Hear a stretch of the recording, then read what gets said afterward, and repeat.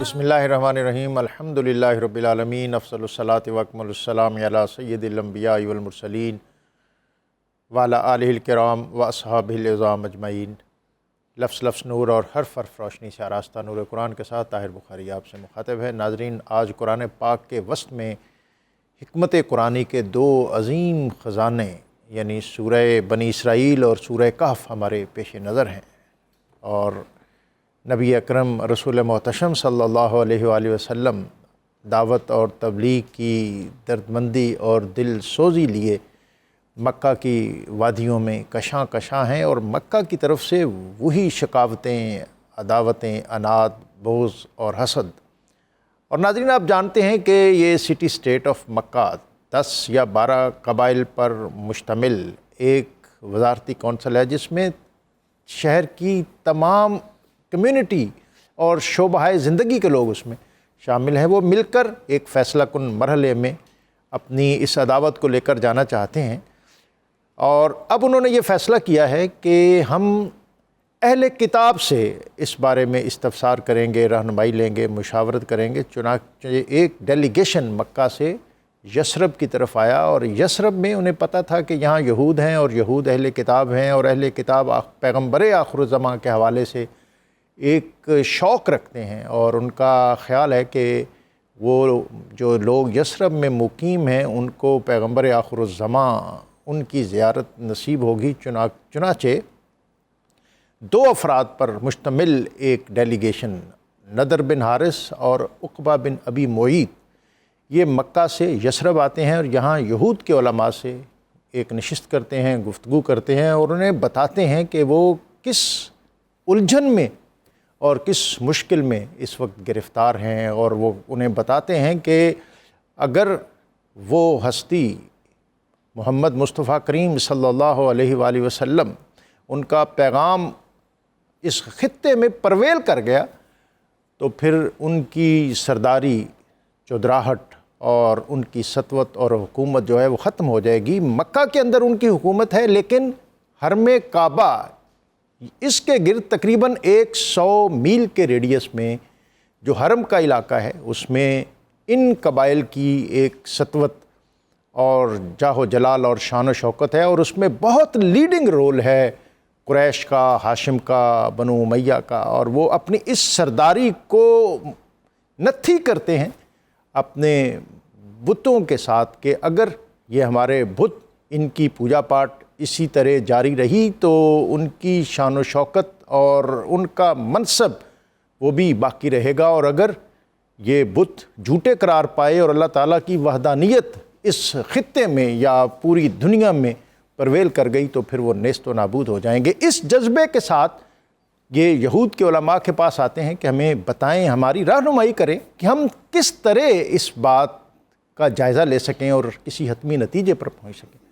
چنانچہ علماء یہود ان کو 3 سوال بتاتے ہیں۔ وہ کہتے ہیں کہ آپ ان سے پوچھیں کہ وہ غار والے کون تھے جو اپنا ایمان بچانے کے لیے اپنے بادشاہ، جو وقت کا بادشاہ تھا، اس کے ظلم و ستم سے بچتے ہوئے اس کے ملک سے، اس کے خطے سے ہجرت کر کے کسی غار میں جا چھپے، اور ان سے اس جوان کے بارے میں پوچھئے جس نے زمین کے مشارق اور مغارب اس کو دیکھا، اور پھر ان سے روح کے بارے میں سوال کیجئے۔ نضر بن حارث اور عقبہ بن ابی معیط بہت خوش و خرم یثرب سے مکہ واپس آتے ہیں، اور مکہ مکرمہ میں ان کا بڑا استقبال ہوتا ہے، لوگ اس کے گرد اکٹھے ہو جاتے ہیں، اور وہ کہتے ہیں کہ اب فیصلہ کن مرحلہ آ گیا، اور یہ 3 ایسی باتیں ہیں کہ جس کے سامنے محمد مصطفیٰ کریم صلی اللہ علیہ وآلہ وسلم شاید بے بس ہو جائیں۔ انہوں نے یہ 3 سوال نبی اکرم رسول محتشم صلی اللہ علیہ وآلہ وسلم کے سامنے رکھے، اور وہ یہ دیکھیں اس سے پہلے کیا کیا مرحلے درپیش ہوئے۔ کہیں انہوں نے کہا کہ 1 سال آپ ہمارے بت پوج لیا کریں، 1 سال ہم آپ کے خدا کو پوج لیا کریں گے، اور مختلف پیکج اور مختلف ڈیل۔ لیکن اقبال نے کہا تھا کہ باطل دوئی پسند ہے، حق لا شریک ہے، شرکت میانہ حق و باطل نہ کر قبول۔ نبی اکرم رسول محتشم صلی اللہ علیہ وآلہ وسلم نے دعوت و تبلیغ اور اللہ تعالیٰ کی وحدانیت کے حوالے سے کہیں کوئی نرمی اور کمپرومائز نہیں کیا۔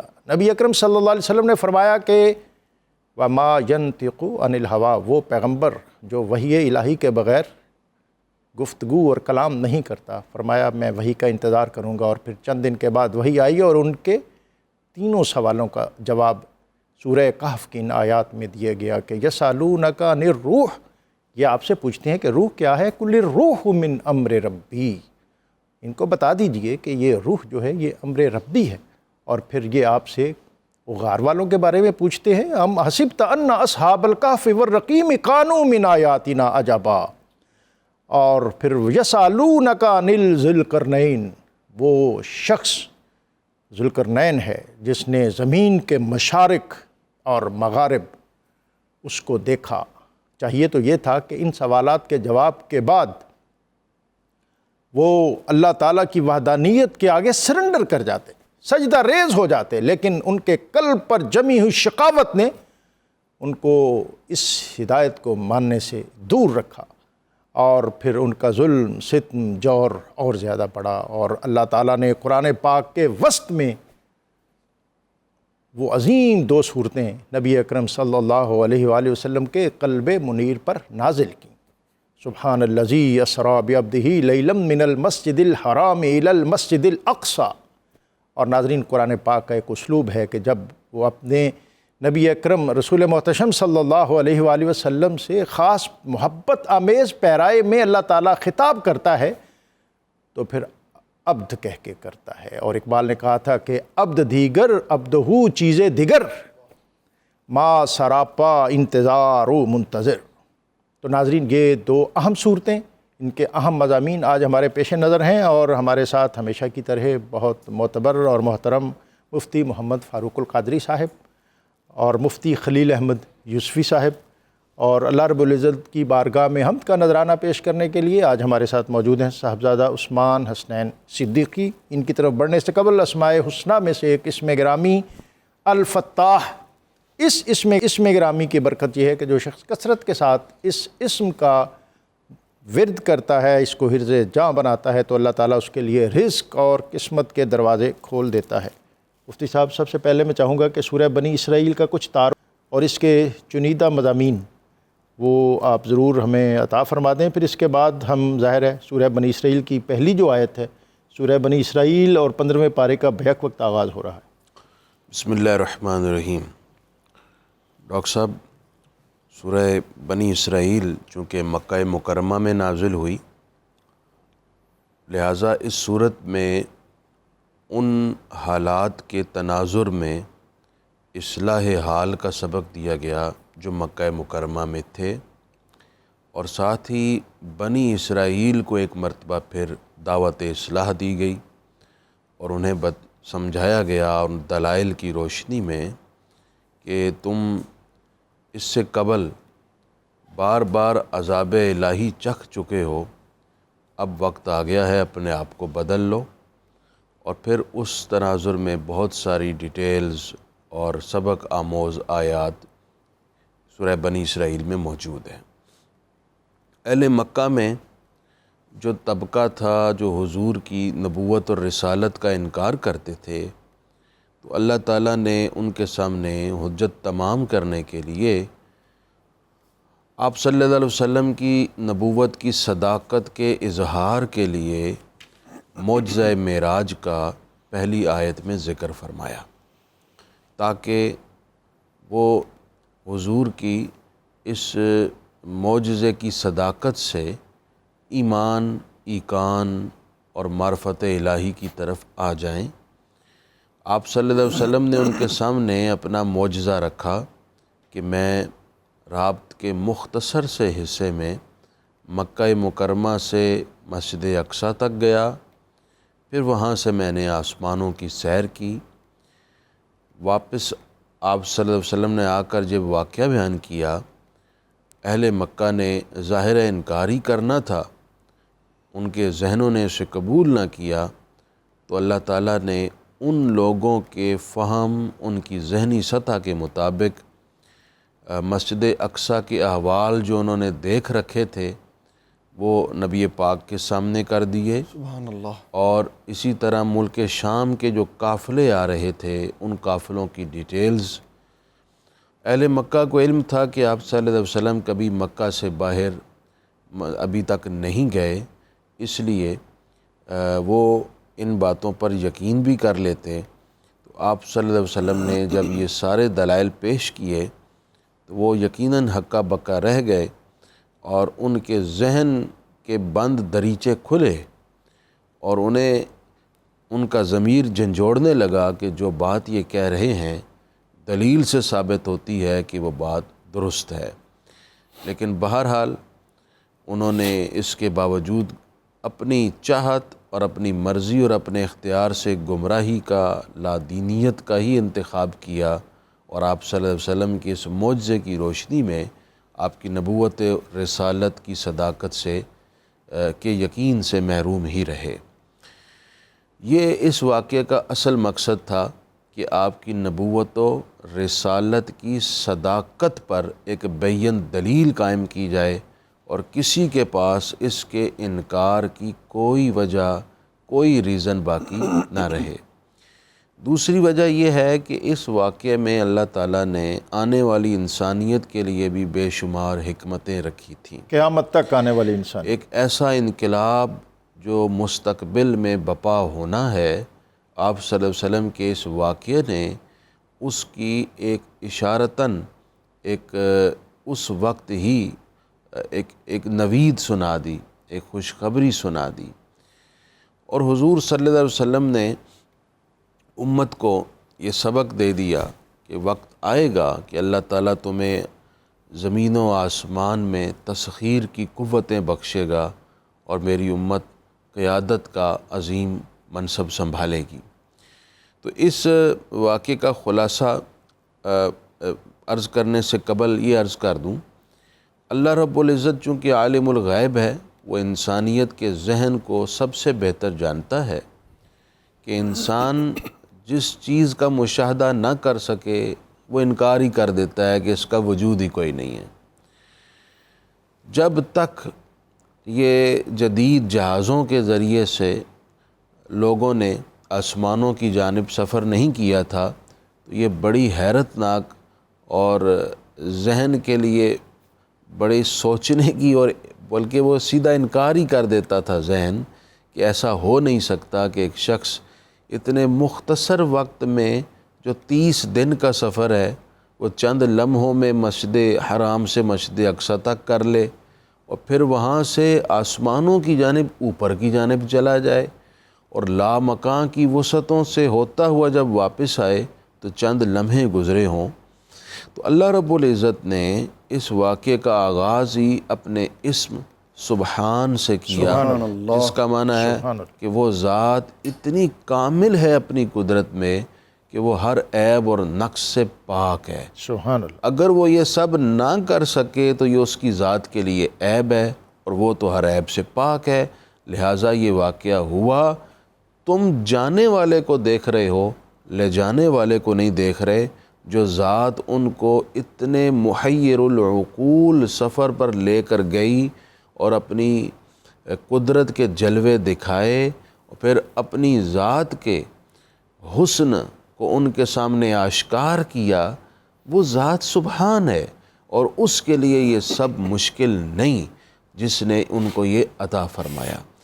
اس لیے سبحان سے آغاز کیا گیا، اور حضور علیہ السلام کے اس واقعے کے وقوع ہونے کی حجیت اور حقیقت کو اللہ تعالیٰ نے خود دنیا کے سامنے رکھ دی، اور قیامت تک یہ انسانیت اپنے مارکوں میں جہاں تک بھی جا سکے، جی، لیکن وہ نبی اکرم صلی اللہ علیہ وسلم کی اس بلندی کے زینے تک نہیں پہنچ سکتی۔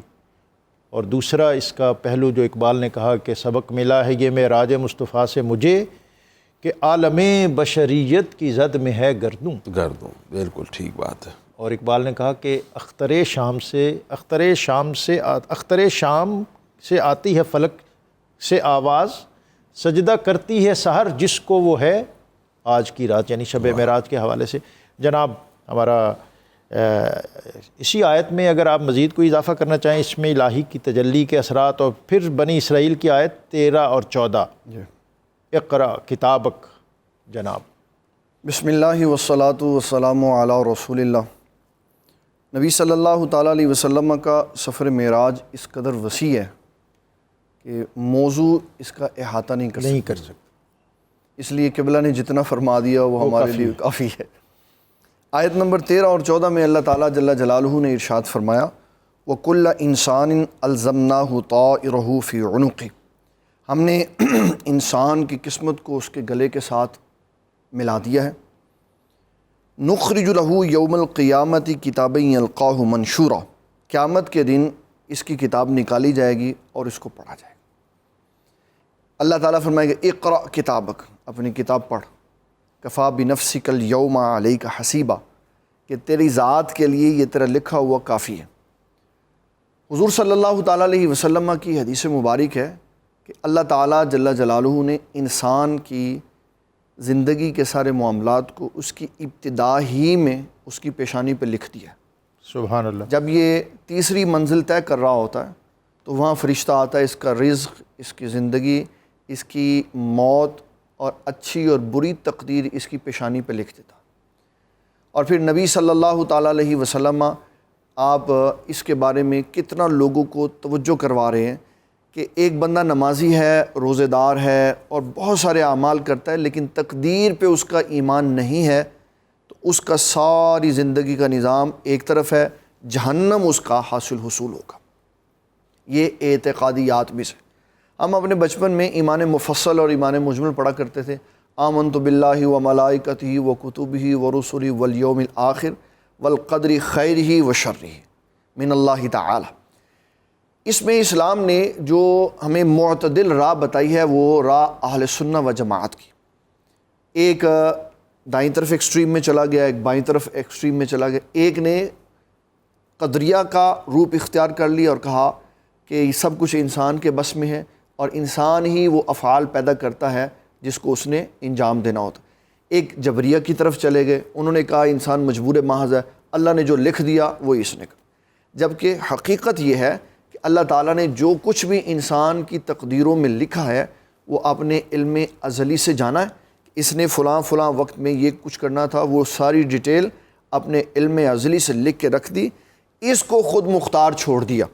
یہ اچھا کرے گا، یہ برا کرے گا، جس طرح کا کرے گا اللہ تبارک و تعالیٰ جل جلالہ اس کے کیے ہوئے کے مطابق اس کے ساتھ معاملہ فرمائے، کیونکہ وہ عالم الغیب والشہادہ ہے، اس کو سب کچھ پتہ ہے کہ اس نے کیا کرنا تھا، اس نے وہ پہلے سے لکھ کے رکھ دی۔ احادیث میں اس بندے کے بارے میں جو تقدیر کا انکار کرتا ہے اتنا شدید حکم رسول اللہ صلی اللہ علیہ وسلم نے بیان فرمایا ہے۔ آپ نے فرمایا یہ بیمار ہو جائے تو اس کی عیادت نہیں کرنی، یہ مر جائے تو اس کی نماز جنازہ پر نہیں جانا، اس کے ساتھ تعلقات نہیں رکھنے، کیونکہ یہ تقدیر کا منکر ہے۔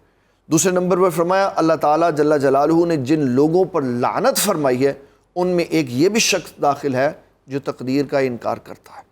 حضرت سیدنا عبداللہ ابن عمر رضی اللہ تعالیٰ عنہ نے حج کے موقع پر لوگوں کو واعظ کرتے ہوئے فرمایا اگر تم کسی کو لمبی لمبی نمازیں پڑھتے ہوئے دیکھو لیکن یہ دیکھو کہ تقدیر پر ایمان نہیں رکھتا تو سمجھ جاؤ کہ اس نے اپنی راہ جنت کی راہ سے جدا کر لی۔ ہمارے ناظرین اس کے اوپر بڑا غور و فکر کریں کہ ہم تقدیر کے مسئلے میں بہت دور ہیں۔ سڑک پہ بیٹھے ہوئے ایک بیکاری سے، ایک بے علم آدمی سے ہم اپنا ہاتھ دکھا کر اور ہم اپنی قسمتوں کا حال پوچھتے، جبکہ نبی صلی اللہ تعالیٰ علیہ وسلم کی ایک حدیث مبارک مشکات شریف میں موجود ہے۔ آقا کریم صلی اللہ علیہ وسلم نے صبح فجر کی نماز کے بعد کہ اس دن بارش ہوئی تھی، آپ نے نماز کے بعد صحابہ سے ارشاد فرمایا کہ تمہیں پتہ ہے کہ آج صبح کچھ لوگ مسلمان ہو گئے، کچھ کافر ہو گئے۔ عرض کی میرے آقا کریم صلی اللہ علیہ وسلم کون مسلمان ہوئے، کون کافر ہوئے؟ فرمایا جس نے یہ کہا کہ فلاں ستارے کے ادھر سے ادھر جانے پر بارش ہوئی، فرمایا وہ کافر ہو گیا، اور جس نے کہا بارش اللہ نے برسائی وہ مسلمان ہو گیا۔ اور پھر وہ بندہ جو اپنی زندگی کی اصلاح نہیں کر سکتا اس سے ہم پوچھتے ہیں کہ بتاؤ ہماری قسمت کا حال کیا ہے؟ یہ ہماری بہت کم علمی ہے کہ ہم اس گراس روٹ لیول پہ چلے گئے ہیں کہ قسمتوں کا حال تو اللہ جانتا ہے، اور اللہ تعالیٰ کے بتانے سے اس کے پیارے اور محبوب بندے جانتے ہیں کہ اس کے ساتھ کیا ہونے والا۔ جس طرح کہ نبی صلی اللہ تعالیٰ علیہ وسلم کو اللہ تعالیٰ نے بدر سے پہلے ایک دن بتایا، میرے حبیب آپ جا کے نشان لگا دیں، فلاں کافر یہاں پہ مرے گا، فلاں یہاں پہ مرے گا. تو آپ صلی اللہ علیہ وسلم نے اللہ تعالیٰ کی عطا سے اور اس کے دیے ہوئے علم سے ساری باتیں بتا دیں. لہٰذا ناظرین کرام اس کے اوپر بڑی توجہ کے ساتھ نظر رکھیں کہ اس طرح کے احباب جو قسمتوں کا حال بتاتے ہیں یہ سب جھوٹ ہے، فراڈ ہے. یہ امت مسلمہ سے پہلے کے لوگ جو قوموں کو دھوکہ دیا کرتے تھے ان کی کاہنوں کی باتیں سن کر، وہ تو پھر بھی کاہنوں کی کچھ باتیں سن لیتے تھے اور ان جنوں سے ان کی ملاقات ہوتی تھی جو آسمان پہ چلے جاتے تھے اور فرشتوں کی گفتگو سے کچھ حصہ لے آتے تھے. آج کے دور میں اس کا بالکل دروازہ بند ہے. لہٰذا کوئی بھی شخص اس بات کا دعویٰ نہیں کر سکتا کہ میں مستقبل کے بارے میں یہ جانتا ہوں، تمہاری تقدیر یہ ہے، تمہاری ہے. یہ سب دھوکہ اور فراڈ ہے اور جہنم میں لے کے جانے والے کام ہیں. اسلام نے نبی صلی اللہ علیہ وسلم سے جس کے دامن کو وابستہ کر دیا ہے اس کا کام ہے نیک اور صالح اعمال کرنا، خوف کے ساتھ زندگی گزارنا اور مرتے ہوئے اللہ سے امید رکھنا کہ ان معاملات کے بدلے اللہ تعالیٰ جنت میں داخل فرمائے. مفتی صاحب جی لیکن اس میں یہ بات پیش نظر ہے کہ مستقبل کے بارے میں جو پلان ہے اس سے اسلام نے کبھی نہیں روکا کہ آپ اپنی زندگی کو کس پیراہے پہ گزارنا چاہتے ہیں. غیب کی خبروں سے اسلام نے ممانعت کی. اپنی یعنی کوشش اور توقعات وہ جاری رکھنی چاہیے، اور جو حادثات انسانی زندگی میں ہوئے ہیں اس پر یہ سمجھ کر قناعت کرنی چاہیے کہ یہ اللہ تعالیٰ کی طرف تقدیر الہی ہے اور بہتری کے لیے کوشش کرنی چاہیے، یا جو لکھا ہے اس پر ہاتھ پہ ہاتھ دھر کے بیٹھ رہنا چاہیے. جی بالکل، یہ اس حوالے سے تو طے شدہ بات ہے کہ انسان کو مرض میں دوا کرنی ہے. ہمارے نبی صلی اللہ علیہ وسلم کا طریقہ یہ ہے. پریشانی آئی ہے تو پریشانی سے نکلنے کی تدبیر کرنی ہے. مشکل آئی ہے تو مشکل سے نجات کے لیے جد و جہد کرنی ہے. اگر جنگ کے مواقع آ گئے ہیں تو یہ سوچ کر کہ اب چونکہ جنگ تقدیر تھی لہٰذا میں بیٹھا رہوں، نہیں، مقابلہ کرنا ہے. من جانب اللہ سمجھنے کا یہ مطلب نہیں ہے کہ ہم نے اس مصیبت بیماری سے نکلنے کی کوشش نہیں کرنی. ہر مصیبت بھی اللہ کی طرف سے ہے، ہر راحت بھی اللہ کی طرف. میرے ذہن میں ایک بات ابھی آ رہی ہے، کہیں شاید پڑھا ہو یا سنا ہو کہ حضرت سلمان علیہ السلام ہدہد جو ہے آپ کے دربار میں اس کا تذکرہ ہو رہا تھا کہ یہ 7 زمینوں میں چھپے خزائن جو ہیں ان کو سمیل کر لیتا ہے اللہ تعالیٰ نے، اس کی اتنی کیپیسٹی ہے. تو کسی درباری نے کہا کہ لیکن وہ شکاری کی لگی ہوئی پھائی جو ہے اس میں تو پھر جکڑا جاتا ہے. اور آپ نے فرمایا یہ تقدیر ہے. بالکل ایسے. بلکہ وہ جب سیدنا عبداللہ بن عباس نے آقائے نعمت سید الشہداء حضرت امام حسین علیہ السلام کو کربلا جانے سے روکا تو آپ نے جو جملہ ارشاد فرمایا تھا، آپ فرمانے لگے کہ آپ مجھے جانے سے روک رہے ہیں جبکہ تقدیر مجھے کربلا کی طرف کھینچ رہی ہے. اللہ اکبر. تقدیر غالب آ جاتی ہے جی. جو اللہ نے چاہنا ہے وہ ہونا ہی ہونا ہے. لیکن بندے نے بہرحال جو دین کا شرع کا حکم ہے اس کیپیسٹی اور اس سرکل میں رہ کر اس مشکل سے نجات کی تدبیر کرنی ہے. یہ حکم ہے، یہ ہدایت ہے رسالت میں آپ صلی اللہ علیہ وسلم. پیش بندی اپنی کرنی ہے، اپنی طرف سے آپ نے جد و جہد اور کوشش کرتے رہنا ہے. آیت ہماری 16 نمبر ہے، خوشحال لوگوں کی غلطی کا پورے یہ معاشرے آیت پہ بہت معنی خیز آیت ہے جی. اس میں اللہ تعالیٰ نے فرمایا ہے وَإِذَا أَرَدْنَا أَن نُهْلِكَ قَرْيَةً أَمَرْنَا مُتْرَفِيهَا فَفَسَقُوا فِيهَا فَحَقَّ عَلَيْهَا الْقَوْلُ فَدَمَّرْنَاهَا تَدْمِيرًا. اللہ فرماتا ہے کہ جب ہم کسی بستی کو، کسی خطے کو ہلاک اور تباہ کرنا چاہتے ہیں تو ایسا نہیں کہ ہم فوراً عذاب برساتے ہیں مہلت دیے بغیر اور ختم کر دیتے ہیں، بلکہ وہاں کے خوشحال لوگوں کو ہم احکام بھیجتے ہیں کہ یہ احکام ہیں، ان کو فالو کرو، اس کے مطابق اپنے چال چلن اور طرز زندگی اپناؤ. لیکن وہ ایسا نہیں کرتے تو پھر ہم ان کو تباہ و برباد کرتے ہیں. اب اس آیت کے 2-3 معنی ہیں جس کی طرف ہم غور کریں گے تو بڑا سبق حاصل ہوگا. سب سے پہلے جو لفظ ہے امرنا، اس کے 2-3 معنی ہو سکتے ہیں جو مفسرین کرام نے بیان کی ہے. ایک معنی یہ ہے کہ یہ سلطنا کا معنی ہے کہ ہم کیا کرتے ہیں کہ ان پر شریر لوگوں کو غالب اور مسلط کر دیتے ہیں۔ جو سوسائٹی کے شریر لوگ ہیں وہ دولت کے نشے میں مست ہوتے ہیں، احکام الہی اور احکام رسول کو پس پشت ڈالتے ہیں، اور سوسائٹی پر غالب ہو کر سوسائٹی کے نظام ان کے ہاتھوں میں آ جاتا ہے۔ جب شریر لوگ اس طرح غالب آتے ہیں اور احکام الہی اور احکام رسول کو پس پشت ڈالتے ہیں تو پھر ایک وقت آتا ہے کہ اللہ تعالیٰ رسی کھینچ لیتا ہے۔ حضرت خواجہ حسن بصری نے بڑی پیاری بات ارشاد فرمائی۔ آپ نے فرمایا کہ اعمالکم عمالکم، تمہارے اعمال ہی تمہارے حکمران ہوتے ہیں۔ اللہ اکبر۔ آج ہم حکمرانوں کو تو بات بات پر کوستے ہیں، لیکن کیا جو دودھ میں پانی ملاتے ہیں یہ حکمران ہمیں کہتا ہے؟ یا ہم چیٹنگ کرتے ہیں، دھوکہ فراڈ کرتے ہیں، ایک ریڑھی والے سے لے کر ایک اعلیٰ سطح کے تاجر تک ہر ایک لوٹ کھسوٹ میں مصروف ہے، تو کیا یہ حکمران ہمیں کہتے ہیں؟ یہ ہمارے اعمال ہی ہیں جو پھر ہمیں شریر حکمرانوں کی صورت میں مسلط ہو کر ہمیں ستاتے ہیں۔ یہ قاعدہ قانون ہے۔ دوسری بات، وہ جو حضرت ابو درداء رضی اللہ تعالیٰ عنہ کی حدیث ہے، آپ فرماتے ہیں کہ خود اللہ نے فرمایا، یہ حدیث قدسی ہے، فرمایا کہ ان العباد اذا اطاعونی، جب بندے میری اطاعت کرتے ہیں، حولت قلوب ملوکہم علیہم بالرحمۃ والرأفۃ، تو میں ان بندوں پر جو حکمران منتخب کرواتا ہوں، ان کے دل بندوں کے اوپر شفقت، مہربانی اور میں کرم سے بھر دیتا ہوں۔ سبحان تم نے ان پر نرمی کرنی ہے۔ لیکن وَإِنَّ الْعِبَادَ إِذَا عَصَوْنِي، جب بندے میری نافرمانی کرتے ہیں تو پھر میں حکمرانوں کے دلوں کو سخت کر دیتا ہوں، جو اپنی رعایا کو اور زیادہ مصیبت اور تکلیف میں ڈال دیتے ہیں۔ تو گویا کہ دار و مدار ہے سوسائٹی کے لوگوں کے کردار پر۔ اگر کردار درست ہے، بمطابق احکام الہی و احکام رسول ہے، تو پھر نیچے سے اوپر تک آسانیاں ہی آسانیاں، فراوانیاں ہی فراوانیاں ہوتی ہیں، اور اگر کردار ڈی ٹریک ہے تو پھر نیچے سے اوپر تک ہر طرف سختی پیدا ہو جاتی ہے۔ دوسرا اس کا معنی یہ کیا گیا ہے کہ اکثرنا، کہ جب سوسائٹی میں اکثریت دولت اور اس کے علاوہ نعمتوں کے نشے میں اللہ رسول سے غافل ہو جاتی ہے، تو پھر اللہ فرماتا ہے کہ میری بات مکمل ہو جاتی ہے اور میں ان کو رسی کھینچ کر ان پر بربادی لے آتا ہوں اور ان پر سختی کر دیتا ہوں۔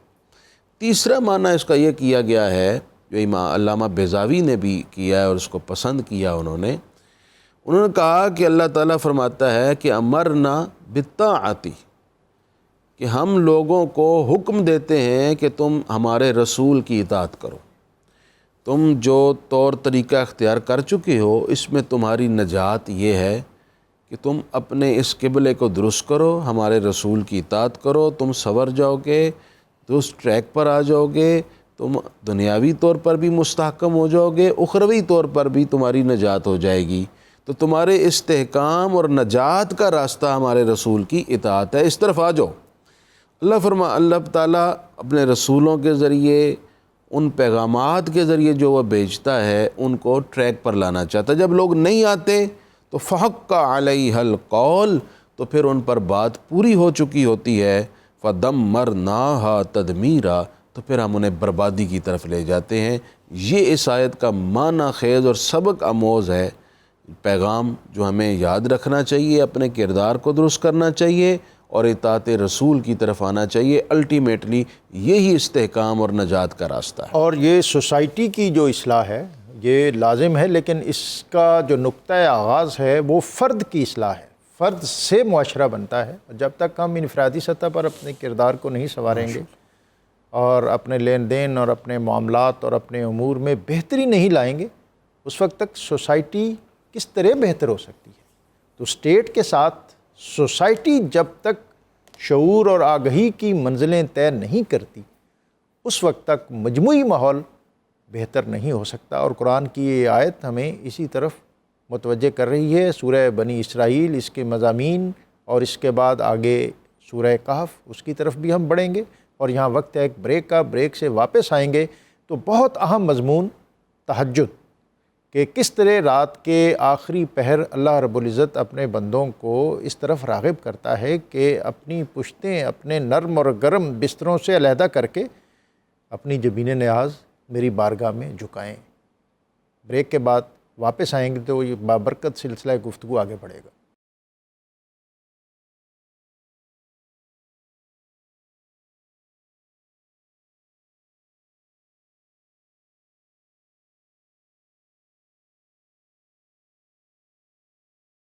نور قرآن میں آپ کو ایک مرتبہ پھر خوش آمدید۔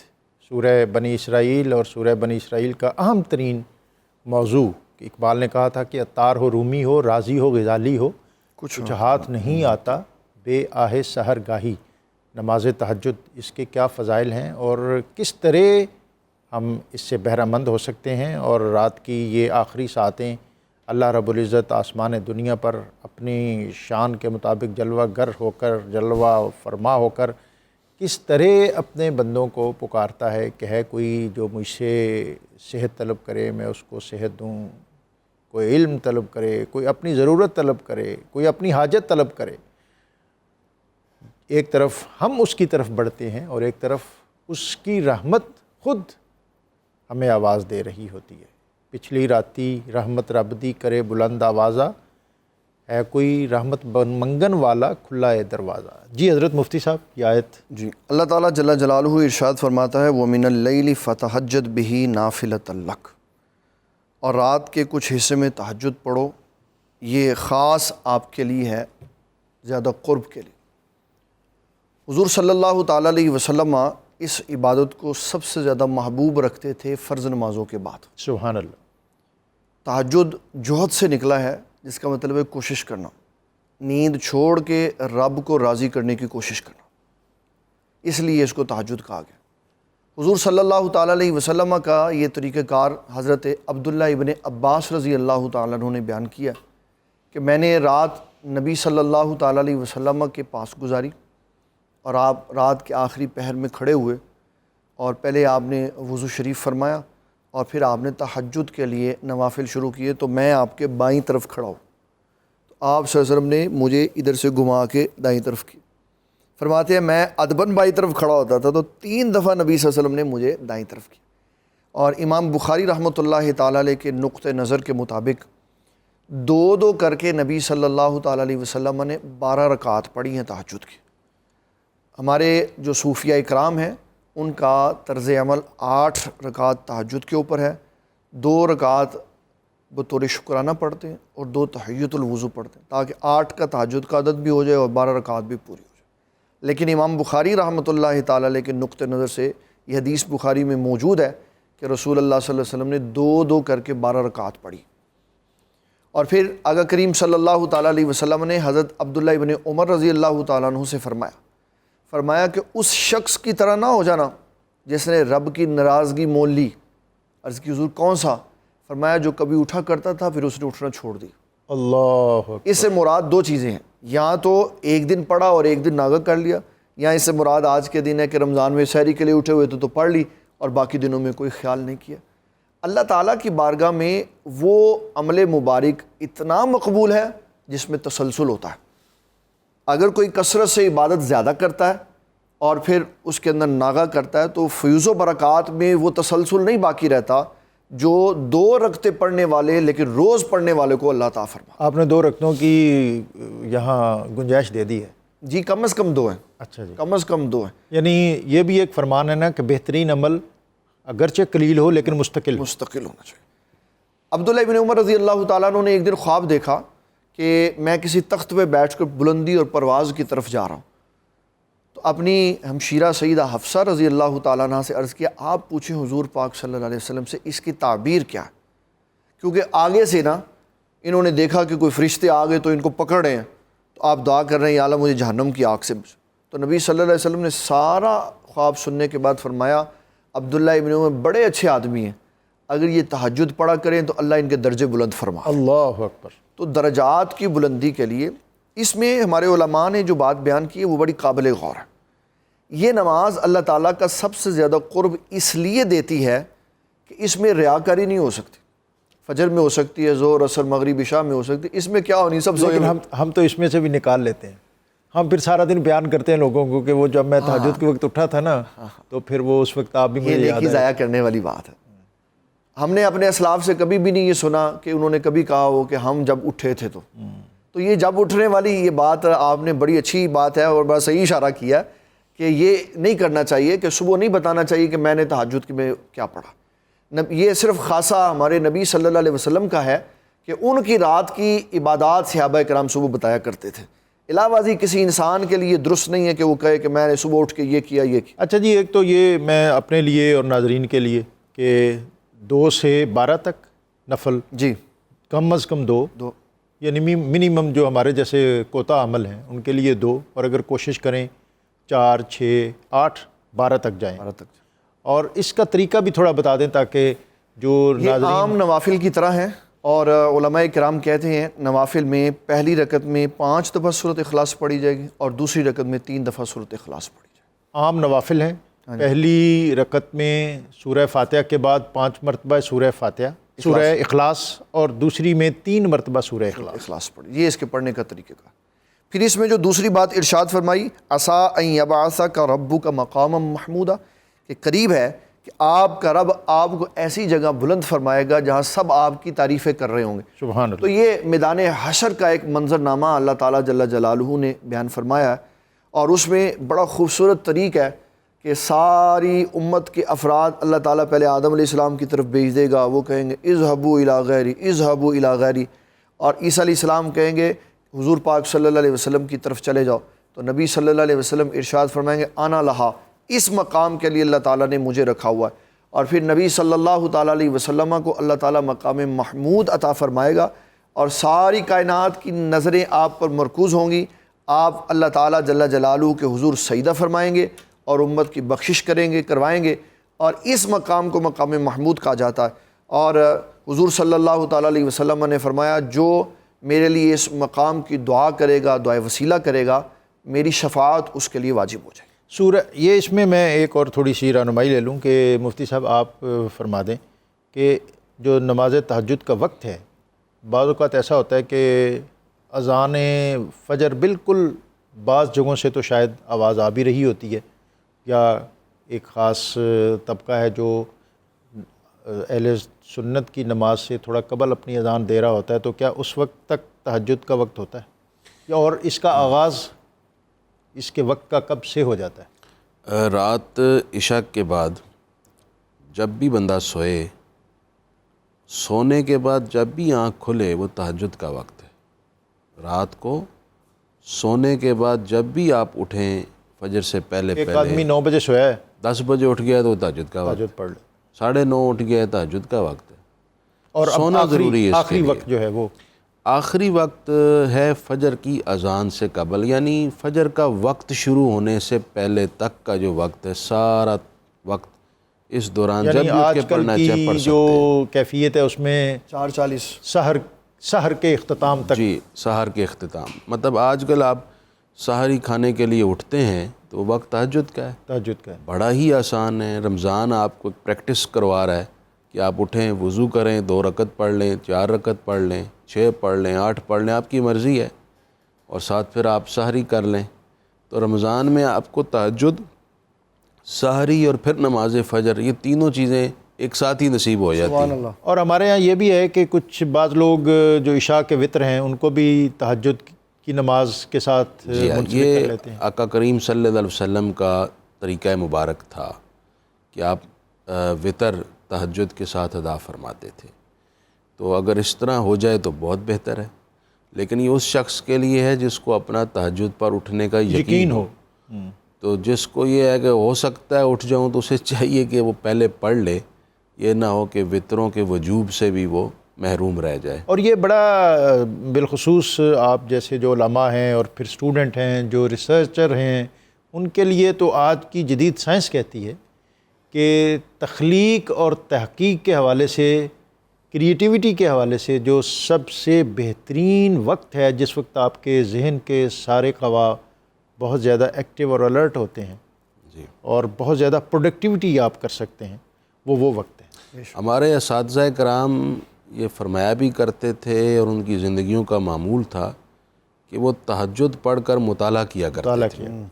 پھر وہ باقاعدہ صبح 8 بجے کے بعد اسباق پڑھاتے تھے، لیکن مطالعہ وہ اس وقت کرتے تھے اور کہا کرتے تھے کہ اس وقت ذہن میں اللہ تعالیٰ یہ اپنی رحمت سے دریچے کھولتا ہے اور ایسے ایسے نکات اور علمی اسرار ظاہر ہوتے ہیں کہ وہ کسی اور وقت وہ برکت نہیں ہوتی. لیکن مفتی صاحب ہمارے تو جدید معاشرت نے سینٹرلی ایئر کنڈیشنڈ اور ہیٹرڈ کمروں اور گھروں میں تہجد اور فجر اور طلوع شمس یہ سارے مناظر اندر ہم گھسنے ہی نہیں دیتے. ایسے ہی ہے، بلکہ کچھ عرصہ پہلے تک مدارس کے اندر جو حفظ القرآن کی کلاس ہے وہ تہجد سے شروع ہوا کرتی. اللہ اکبر. ابھی بھی بعض مدارس میں یہ ہے، اکثر کا معمول چینج ہو گیا ہے.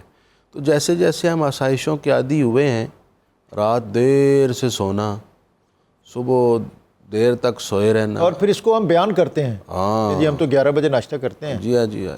ایک صاحب کا میں کلپ سن رہا تھا جی، 6 مہینے بعد آج میں نے سورج دیکھا ہے.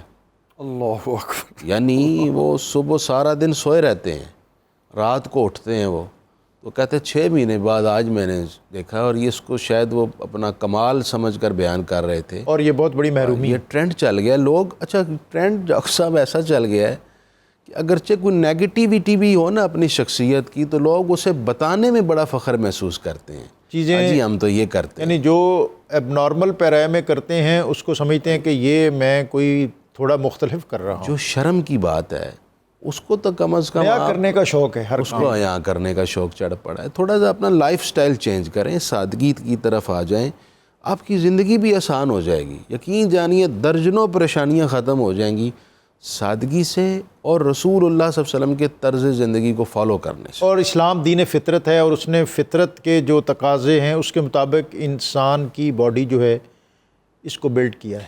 ڈاکٹر صاحب میں ایک بڑی اہم بات کرنا چاہتا ہوں، مجھے اسی سے ذہن میں آ گئی. لوگ آج معاشی رونا رو رہے ہیں. حدیث شریف کے مطابق رزق تقسیم ہوتا ہے صبح فجر کے بعد. اس وقت ساری قوم سوئی ہوئی ہے، رزق لینے کے لیے جمع ہی نہیں ہے. حضرت انس کی روایت اس میں، سیدہ فاطمہ زہرا سلام اللہ علیہا کی روایت اس میں موجود ہے کہ انہیں حضور نے خود فرمایا تھا کہ ابھی رزق تقسیم ہونا ہے اس وقت، تو آپ بھی اس میں شامل ہوں. سبحان اللہ. یعنی اس وقت ہمارے تمام اکابر کا، خود آقا کریم صلی اللہ علیہ وسلم کے چونکہ فرامین بھی ہیں، یہ معمول تھا کہ فجر کی نماز پڑھ کر سورج نکلنے تک، اشراق پڑھنے سے قبل تک وہ کچھ نہ کچھ تلاوت میں یا وظائف میں، تسبیحات میں مصروف رہتے تھے. اور بالعموم وہ مسجد میں اپنے مصلے پہ بیٹھا کرتے تھے. اور آج ساری قوم سوئی ہوئی ہے.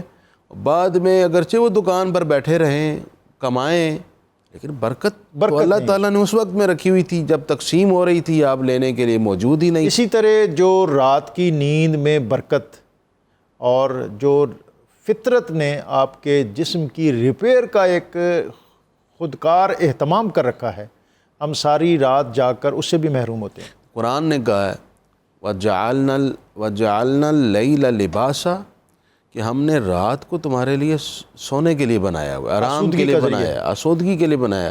وَجَعَلْنَا النَّهَارَ مَعَاشًا، اور دن کو ہم نے تمہیں ذرائع روزگار یوز کرنے کے لیے بنایا ہے کہ تم اس میں اپنی معیشت جمع کرو.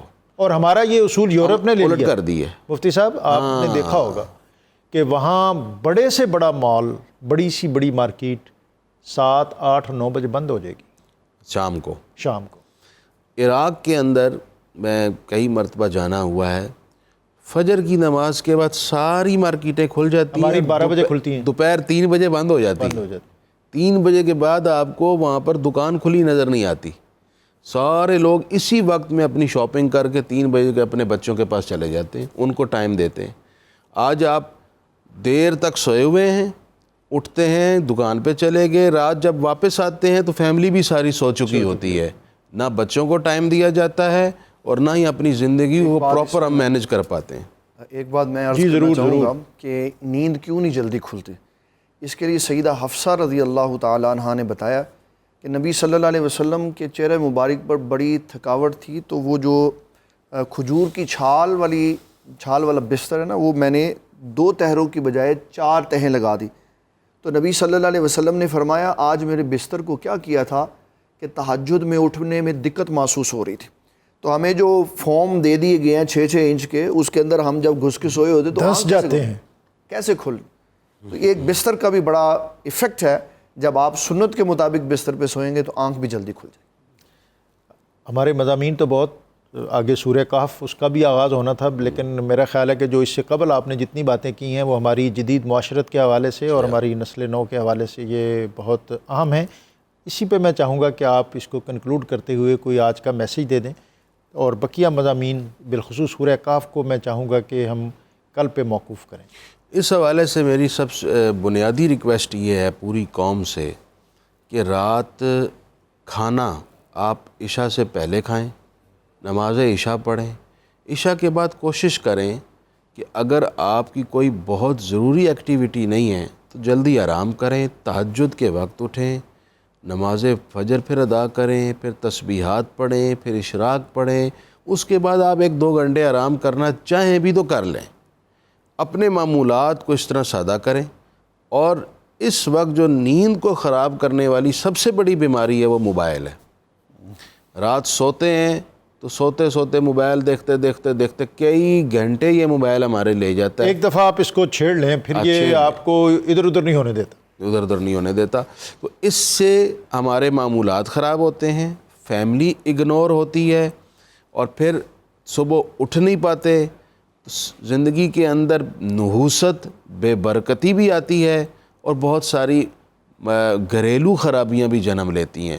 زندگی کو سادہ کریں، آسان کریں، فطرت کے قریب آ جائیں. جو اللہ نے آپ کو نظام حیات دیا ہے اس کے مطابق رہنا سیکھیں. یہ بہت اہم بات جو مفتی محمد فاروق القادری صاحب نے آج کے اختتامیہ میں ہمیں دی ہے کہ اپنی زندگی کو فطرت کے قریب تر کر لیں، کہ جس طرح نبی اکرم رسول محتشم صلی اللہ علیہ وآلہ وسلم اور آپ کے اسوہ نے ہمیں جو معمولات عطا کیے ہیں ہم ان معمولات کے مطابق اپنی زندگی گزاریں. ہم یہ جو رات گئے آج کل کھانے کا رواج ہے، اور پھر اتنا کھانا کھاتے ہیں کہ جس کو ہمارا معدہ برداشت نہیں کر پاتا، ہضم نہیں کر پاتا، اور پھر اس کے بعد جو اس کے مضر اثرات آپ کی صحت پر آتے ہیں، اور آپ ساری رات بے چینی میں گزارتے ہیں، اور پھر مختلف اوقات اور مختلف نوعیت کے آپ پر امراض وارد ہوتے ہیں. تو ان سب چیزوں سے بچنے کے لیے لازم ہے کہ ہم وہ اسلوب اختیار کریں جو ہمارے دین نے ہمیں دیا ہے. اور ہمارا دین جو ہے یہ دین فطرت ہے، وہ انسانی باڈی کو بہتر سمجھتا ہے کہ اس نے کب کیا کرنا ہے. اس نے ہمارے لیے شام کا کھانا اور عشاء کے بعد سونا اس کو بہترین معمول کے طور پر لازم کیا ہے.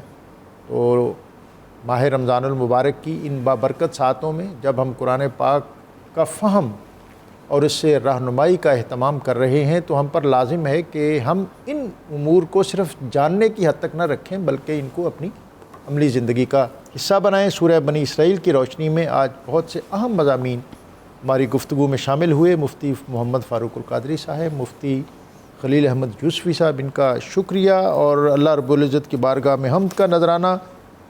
صاحبزادہ عثمان حسنین صدیقی، ان کی طرف بڑھنے سے قبل آج کا وظیفہ. جس شخص کی قوت سماعت کمزور ہو تو وہ ہر فرض نماز کے بعد اول آخر درود پاک کے ساتھ 41 بار یا سمیع پڑھ کر دم کر کے ہاتھوں پر دم کر کے کانوں پر پھیر لے. انشاءاللہ قوت سماعت بہتر ہو جائے گی. جی صاحبزادہ صاحب. تو ان سارے نظاروں کا خدا ہے، تو ان سارے نظاروں کا خدا ہے، تو ان سارے نظاروں کا خدا ہے. فلک پہ چاند تاروں کا خدا ہے، فلک پہ چاند تاروں کا خدا ہے، تیرے ہی آسرے پہ چل رہے ہیں، تیرے ہی آسرے پہ چل رہے ہیں، تو ہی تو بے سہاروں کا خدا ہے، تو ہی تو بے سہاروں کا خدا ہے۔ وہ احمد ہو کہ ہو حسنین و حیدر، وہ احمد ہو کہ ہو حسنین و حیدر، تو ان سارے پیاروں کا خدا ہے، تو ان سارے پیاروں کا خدا ہے، فلک پہ چاند تاروں کا خدا ہے۔ تو خالق ہے قسم سے بحر و بر کا، تو خالق ہے قسم سے بحر و بر کا، تو دریا کا کناروں کا خدا ہے، تو دریا کا کناروں کا خدا ہے۔ قابل غور شعر ہے۔ محمد ہو علی ہو یا ہو زہرا، محمد ہو علی ہو یا ہو زہرا، تو ان سارے پیاروں کا خدا ہے، تو ان سارے پیاروں کا خدا ہے۔ کہاں جائیں یہ حاکم اشک لے کر، کہاں جائیں یہ حاکم اشک لے کر، تو ہی تو اشک باروں کا خدا ہے، تو ہی تو اشک باروں کا خدا ہے،